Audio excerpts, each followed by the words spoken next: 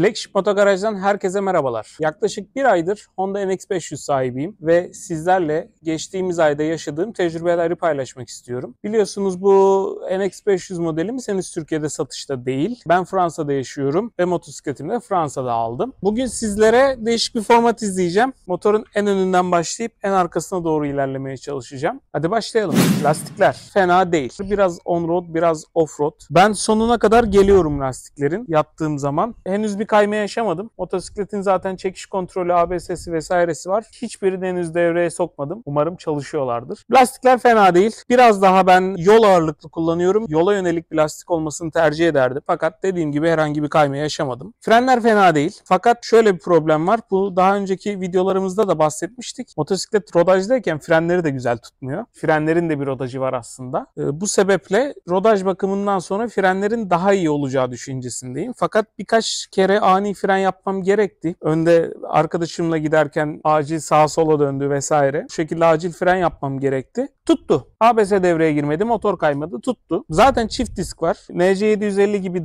çok daha ağır bir motorda tek disk olmasına rağmen bunda çift disk olduğunu düşünürsek tutması mantıklı. Amortisörlere geldiğimiz zaman ön amortisörlerden bahsedeyim, arkadan da bahsedeyim bu vesileyle. Yumuşak, fazla yumuşak. Şöyle fazla yumuşak. Her gazı açtığınızda tekere geliyormuş hissi yaratıyor.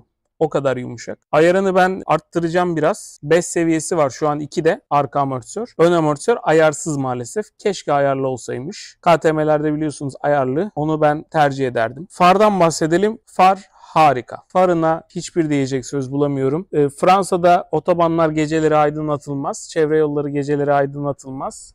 Yine şehir içinde aydınlatılan bir kısım var ama şehir dışında genelde aydınlatılmıyor. Zifiri karanlıkta gidiyorsunuz yani akşamları ve ona rağmen gayet güzel gösteriyor. Bir sonraki, önden arkaya gidiyoruz biliyorsunuz. Bir sonraki gelelim cam. Ben 1.86 boyundayım ve oturduğum zaman camın epey bir üstünde kalıyorum. Bence benim için camın olması veya olmaması arasında bir fark yok. Hakikaten biraz eğildiğim zaman o camın etkisini alabileceğim yere geldiğim zaman fark ediyorum. O camın ne kadar etkili olabileceğini. Fakat kısa veya ben uzunum veya ikisi birden. Henüz de biliyorsunuz motor çok yeni olduğu için bir aksesuarı yok cam için ama birkaç yerde gördüm. Çin sitelerinde gördüm. Yani Çinler yaptıysa Japonlar da yakında yapar diye düşünüyorum. Biraz geriye gelelim. Gösterge. Göstergeden hem çok mutluyum hem çok şikayetçiyim. Hararet göstergesi. İnanılmaz. Yani menüler içerisinde menüler. Onun içerisinde bu. Öyle bir yere koymuşlar ki görmek mümkün değil. Zaten motosiklet giderken göremiyorsunuz. Durmanız gerekiyor. Ben durduktan sonra hararet göstergesini görsem ne olur, görmesem ne olur? Ben bir ekran filmi taktım. Rezalet. İngiltere'den bir şirketten geldi. Gerçekten rezalet. Yani çamur gibi yaptı desem yeridir. Rezalet. Siz almayın. Ben aldım, siz almayın. Navigasyon konusuna geldiğimiz zaman da ben Jeremy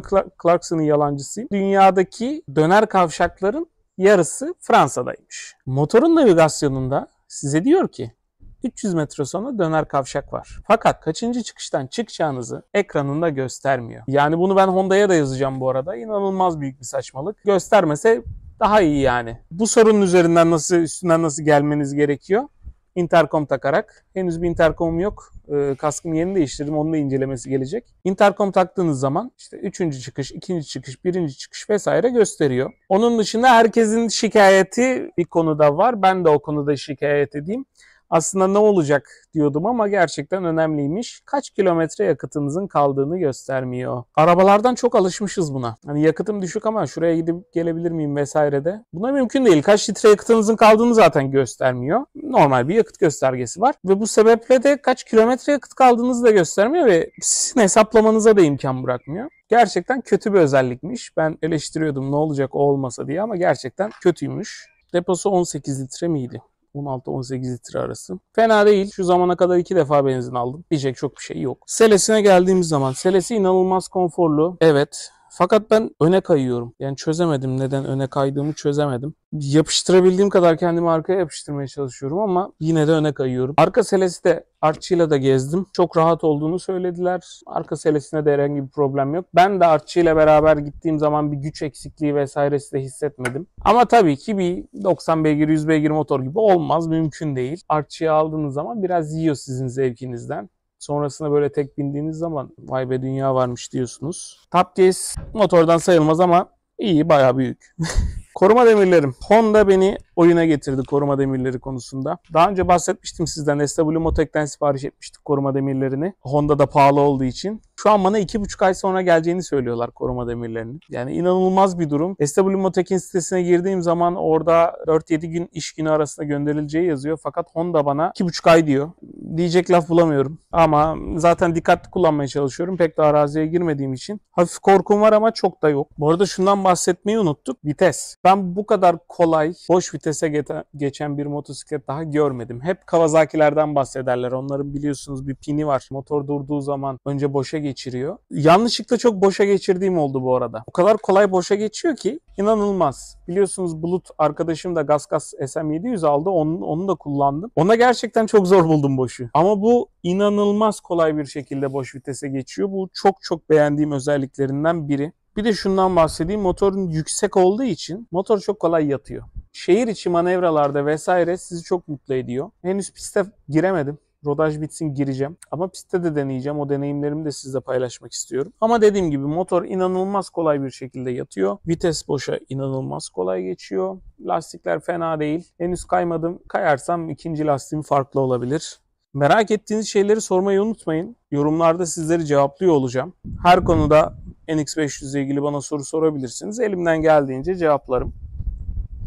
Anahtarsız çalıştırma neden yok? Babamın PCX'inde varken benimkine neden yok? Bu birazcık Honda'ya kızdığım bir konu gerçekten. Çünkü arabalardan yine alışmışız. Motorda anahtarı bul çalıştır zor geliyor. Şimdi sizle beraber harareti bulacağız.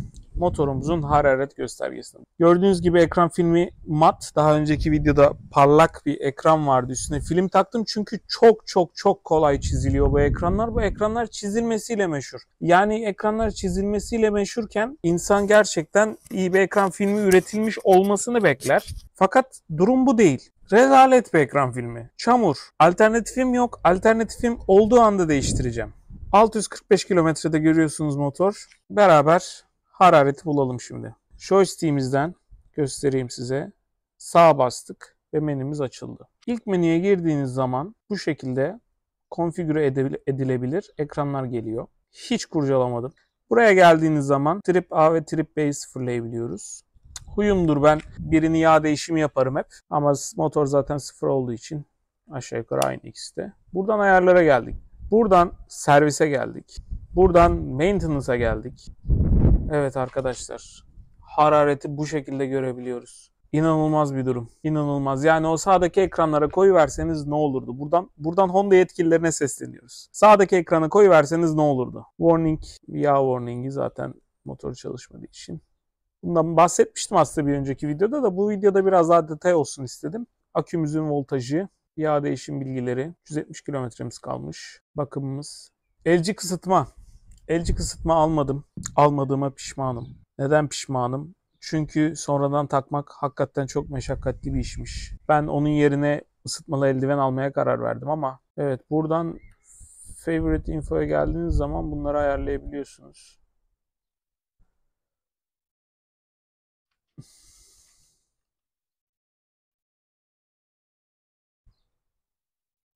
Biraz motorun sesini dinleyelim. Motorun ne kadar kolay boşa geçtiğini göstereceğim şimdi size. Motor 1'de şu an. Şu an motor 1'de. Sorgusuz sualsiz. 2'ye alalım. Yine sorgusuz sualsiz. Ben böyle bir şey görmedim yani. Hakikaten inanılmaz iyi. Ayağımla da tekrar göstereyim size. Motorumuzu çalıştıralım.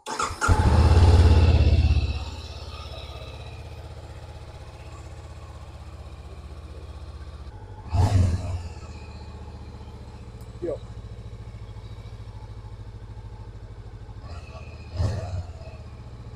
Yani bu arada bir noktaya sinir oldum.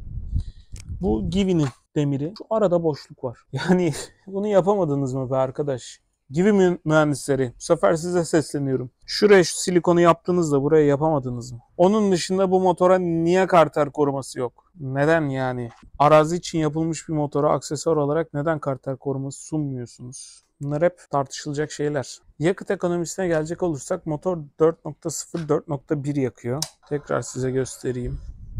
Bu da anlık tüketiminiz 4.1 4.0. Yani bu aradaki 1,5 kilometrede ne yapıldıysa motora 0.1 yakıt oynamış. Onun dışında şundan da bahsetmek istiyorum. Orta ayak. Motorda Honda'nın orijinal orta ayağı var. Ve orta ayağı almak gerçekten kolay. Ben de genelde bu şekilde tercih ediyorum. GSC abilerimizden özendiğim için genelde orta ayağı almayı tercih ediyorum. Ve inanılmaz kolay. Biliyorsunuz yerli üretim, yabancı yan sanayi, orta ayaklarda bazen bu şekilde problemler oluyor. Motora uygun yapıyorlar ama nedense kolay alınamıyor. Honda kendi tasarladığı için gayet kolay ayağa alınabilen bir orta ayak yapmış. Motorda kozmetik olarak beğenmediğim tek kısım jantlar. Evet iyi hoş, incecik vesaire ama bir tel jant çok güzel uyarmış. Bir de şu koruma demirim gelseydi tadından yenmezdi yani. Evet, bizi takip etmeyi unutmayın. Aboneliklerimiz de başladı. Abone olmayı unutmayın. Abone olanlar videolarımıza daha önce erişim gerçekleştirecek. Sorularınız varsa Honda ile ilgili, Fransa ile ilgili, Fransa'da motosiklet sürmekle ilgili, NX500 ile ilgili her konuda lütfen sorularınızı sorun. Yorumlarda buluşalım. Görüşmek üzere.